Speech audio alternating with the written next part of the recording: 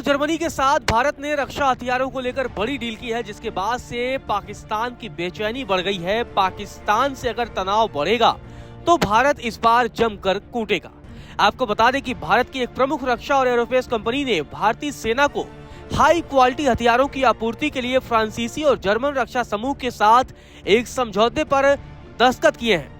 इसके बाद से अब भारतीय सेना की और ताकत बढ़ जाएगी। खास बात यह है कि हैमर और कटाना हथियार अब भारतीय सेना में शामिल होंगे, जिसके बाद से अब भारत की ताकत और बढ़ने वाली है।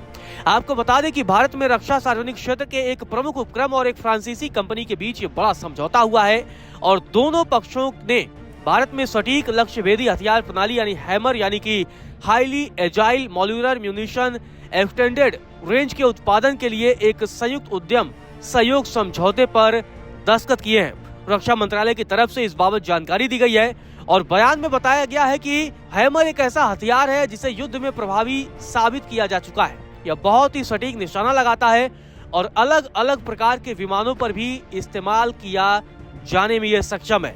इसकी बनावट ऐसी है कि इसे राफेल लड़ाकू विमान से लेकर हल्के लड़ाकू विमान तेजस तक कई प्लेटफॉर्म पर लगाया जा सकता है। मतलब हवा से भी इसका इस्तेमाल किया जा सकता है और हवा से ही दुश्मन के ठिकाने को नेस्तनाबूद किया जा सकता है। इसके अलावा भारतीय सेना को कटाना हथियार भी मिलने वाला है। कटाना हथियार भी बेहद ही खतरनाक है और यह भी दुश्मनों को नेस्तनाबूद करने में सक्षम है।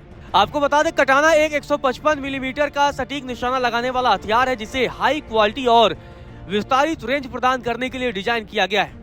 ये आधुनिक तोपखानों प्रणालियों की महत्वपूर्ण परिचालन आवश्यकताओं को पूरा करता है और ये बेहद ही खतरनाक है और दुश्मनों को नेस्तनाबूद करने में सक्षम है। वही आधिकारिक बयान में बताया गया है कि यह समझौता ऐसे वक्त में हुआ है जब भारतीय सेना को 155 मिलीमीटर तोपखाना प्रणाली और गोला बारूद की व्यापक और तत्काल आवश्यकता है।